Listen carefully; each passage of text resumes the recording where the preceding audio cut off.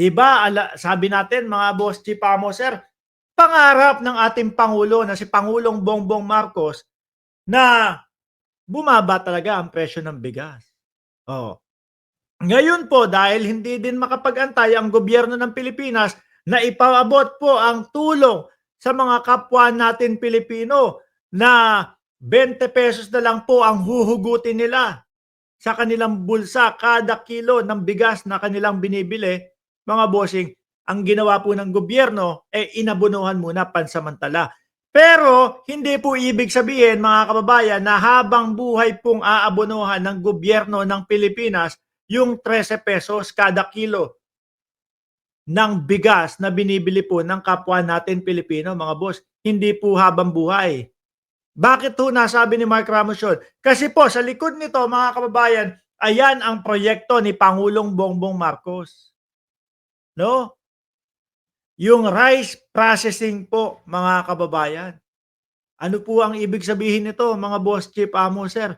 Yung mga magsasaka natin na gumagastos at nakakadagdag ang pagproseso ng mga palay, dito na po dadaan.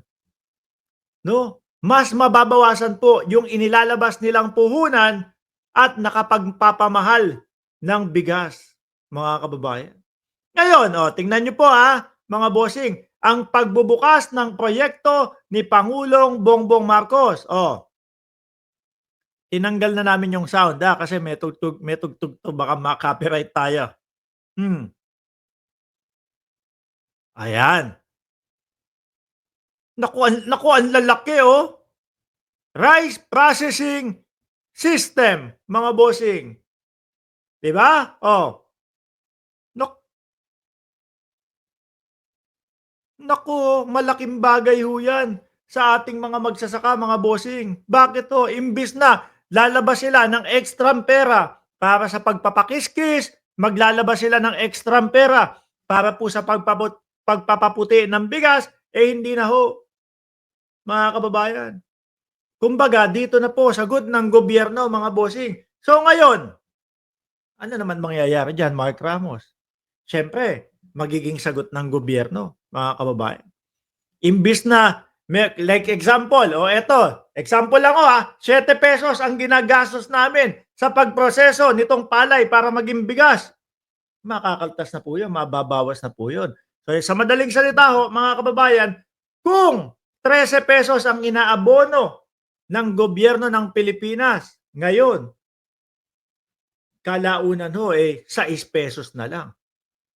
Kasi nabawasan po yung puhunan no, ng ating mga magsasaka ng 7 pesos. 6 pesos na lang. Hanggang sa unti-unti po na yung 20 pesos na bigas, mga kababayan, mababa na talaga. Yan po ang ginagawa ng Pangulo.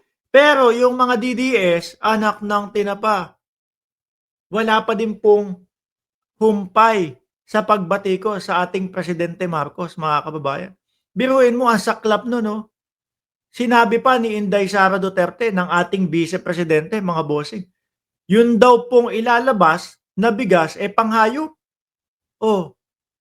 Naawa tuloy ako doon sa ating mga magsasaka. Ganyan po ba ang ating mga ilalabas? Ganyan po ba ang pinoproduce ng ating mga magsasaka? Mga kababayan? Ganyan po ba yung ipagmamalaki natin sa labas ng bahay? Diyos ko naman po, mga bossing.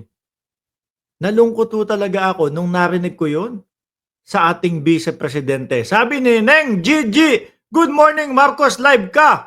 In blue shirt and gold net. Nakalimutan ko tanggalin kanina tinakpan ko na po yung Talyano gold, mga kababayan. Ganyan, di ba? Mabuti pa ho yung mga kakamping, mga kababayan na-appreciate po yung mga ganitong hakbang, yung mga ganitong proyekto ng ating Pangulo. Samantalang yung iba, yung mga DDS, dahil idol nila si dating Pangulong Duterte at yung mga Duterte, umaabot sila sa punto na ito pong magagandang mga programang ginagawa ng ating presidente, ibinabash pa po nila. Para para masira si Pangulong Bongbong Marcos. 'Di po ba? Akala ko ba ang gusto niyo pag-unlad ng Pilipinas? Akala ko ba ang gusto ninyo, para sabay-sabay tayong umangat? Bakit kapagka yung magaganda ng mga proyekto bina-bash niyo pa din? Dahil nabulag na ba kayo na ang kailangan ang presidente, mga DDS o mga Duterte? Kaya ang gagawin ninyo doon sa mga presidente na doon sa presidenteng nakaupo ngayon na gumagawa ng maayos, sisirain ninyo. Sabi ni Eseng Mariano, walang pakiramdam yung mga robot na DDS. Oh. Sabi ni Roberto Cabe, mga DDS, fake news vlogger, puro lang sila paninira sa administrasyon. Tingnan nyo ho, puro primera, klasika ang ginamit mga bossing at ang laki ho. Oh. Hmm. Oh, di ba? Malinis, mga bossing. Oh. Yan ang hirap sa inyo Para sirain lang si Pangulong Bongbong Marcos at agawin yung posisyon at maiupo yung mga gusto nyong maging presidente, sisirain ninyo. Biruin mo ba naman? Nag-umpisa sa ating Vice Presidente, ang sabi, panghayop daw yung ilalabas na ₱20 na bigas. Sinakyan naman ho ng mga DDS, mga kababayan. Sinakyan ho nila. Nag-post pa, mga nag-fake news pa. Ang linagay na mga litrato o picture ho, mga bossing, yung mga pangkalapate, yun daw yung binebentang ₱20 na bigas. Masama yang ginagawa ninyo. 'Di ba si Rocansaki? Hindi maigi yan, ano? Yan ang tunay na pamumulitika. Oh, imbis na sana sabay-sabay tayong aangat, sinisira niyo ang pangulo. 'Pag nakita ng ibang bayan yan, ng ibang bansa yang mga ganyang estilo ninyo, pinaniwalaan. Tingnan niyo, sa Pilipinas, napakamura nga ng bigas, kaya lang pangpatuka sa kalapate yung binibigay. Sira ang buong bansa natin. Ay, yung mga Pilipino pala kumakain ng patuka ng kalapate, kumakain ng patuka ng mga manok, sila din po ang sumisira sa ating bayan. Sabi ni Reynaldo Rapsing, pumila ako ngayon sa murang bigas dito sa Bulacan, ₱20 per kilo. Kaya lang 10 kilo bawat senior citizen. 3 days, Thursday, Friday, Saturday ang bentahan ng bigas. O tignan niyo ho mga kababayan.